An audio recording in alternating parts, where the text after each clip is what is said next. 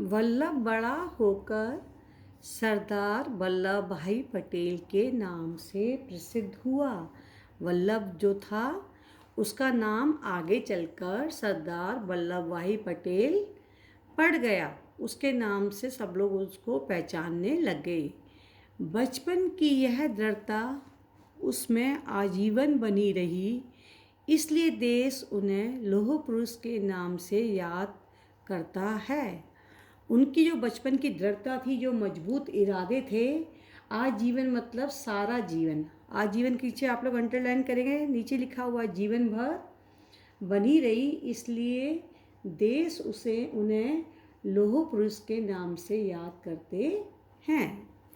Next line, Vallabh भाई पटेल ने 1897 में नदियाड गुजरात से 10वीं की परीक्षा उत्तीर्ण की। उन्होंने गुजरात से जो है अपनी 10वीं की परीक्षा उत्तीर्ण की। 10वीं तक आते आते वल्लभ ने अपने आने वाले जीवन के विषय में निर्णय ले लिया था। जब वो 10वीं कक्षा तक आ रहे थे तब तक उन्होंने सोच लिया था कि वो जीवन में आगे क्या करना चाहते हैं।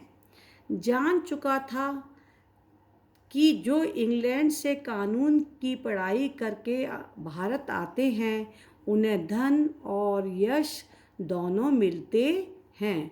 वल्लभ ये बात अच्छी तरह से जान चुके थे कि जो बच्चे इंग्लैंड से, दूसरे देश से, कानून मतलब लॉ, कानून की पढ़ाई करके आते हैं, भारत आते हैं, उनको पैसा भी अधिक मिलता है और यश मतलब पॉपुलैरिटी, प्रसिद्धि भी मिलती है। इंग्लैंड जाकर कानून की पढ़ाई करना ही वल्लभ भाई के जीवन का उद्देश्य बन गया। उन्होंने सोच लिया कि मैं कानून की पढ़ाई जो है मैं इंग्लैंड से ही करूँगा।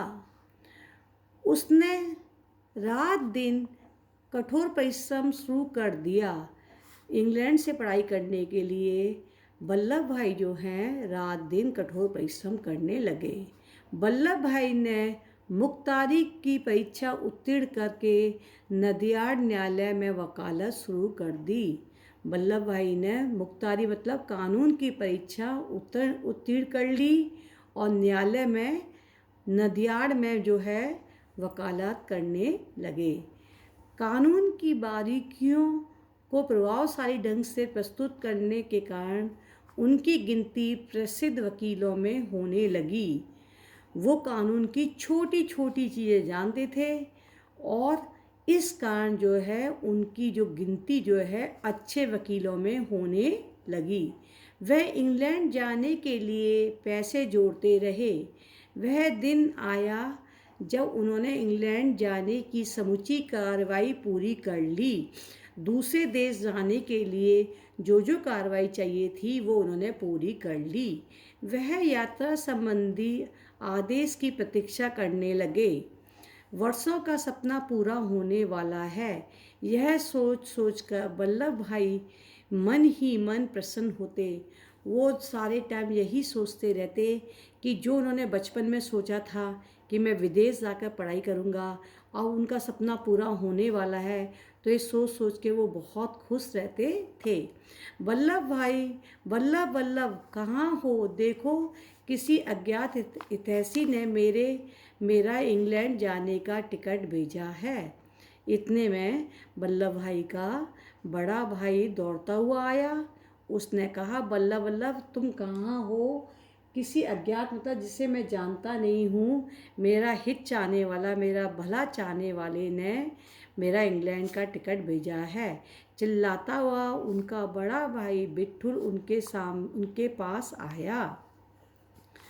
यह मेरा टिकट है, तुम्हारा नहीं, कहते हुए वल्लभ भाई ने अपने बड़े भाई के हाथ से लिफाफा ले लिया।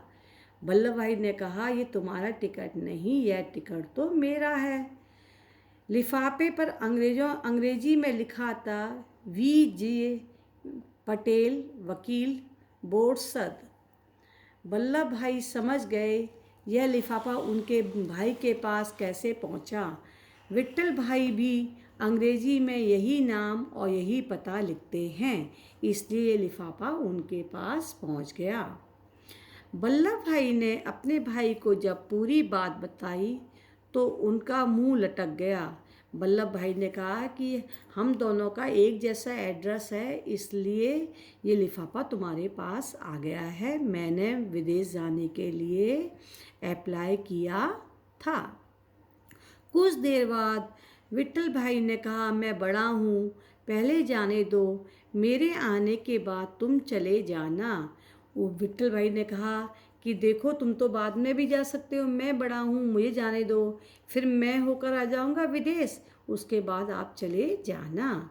वल्लभ भाई कुछ देर सोचते रहे और फिर कहा, यह टिकट आप ले लीजिए, ठीक है, अब ये टिकट आप ही रख लो, आपके ही नाम है। छोटे भाई की बात सुनकर विट्ठल भाई की आंखों में आंसू बहने लगे। जब छोटे भाई की उसने बात सुनी कि भैया ये आपका ही टिकट है, आप रख लो, तो ये बात सुनकर उसके बड़े भाई की आंखों में आंसू आ गए। वल्लभ ने अपना टिकट विट्ठल भाई को दे दिया। अपनी सज्जनता से वल्लभ भाई ने सबका दिल जीत लिया। कुछ समय बाद वल्लभ भाई भी कानून की पढ़ाई के लिए इंग्लैंड गए। 1913 में वह पढ़ाई पूरी करने के बाद भारत लौट आए। कुछ समय बाद जो है वल्लभ भाई जो है कानून की पढ़ाई करने के लिए कहाँ गए, इंग्लैंड गए, और 1913 में पढ़ाई पूरी करके वो वापस भारत आ गए। उन्होंने अहमदाबाद में वकालत प्रारंभ कर दी। थोड़े दिनों बाद ही उनकी वकालत चमक उठी।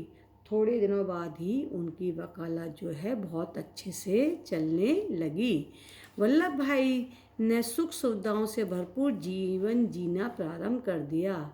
जब उनकी वकालत अच्छी चलने लगी, अच्छा पैसा आने लगा, तो वो अपना जीवन बहुत आराम से गुजारने लगे। उन्हीं दिनों गांधी जी ने दक्षिण अफ्रीका से लौट आए थे। उन्होंने चंपारण विहार में नील की खेती करने वाले किसानों पर होने वाले अत्याचारों के विरुद्ध सत्याग्रह प्रारंभ कर दिया। और उसी समय क्या हुआ, गांधी जी भी अफ्रीका से लौट आए थे। और चंपारण एक जगह है, कहाँ पर है, बिहार में है। वहाँ पर नील की खेती करते थे जो किसान, उन पर अंग्रेज़ क्या करते थे, अत्याचार, उनको बहुत तंग करते थे। तो उन्होंने जो है उनके विरुद्ध में जो है सत्य के लिए लड़ाई प्रारंभ कर दी। वल्लभ भाई गांधी जी के सत्य अहिंसा के सिद्धांतों से बहुत प्रभावित हुए।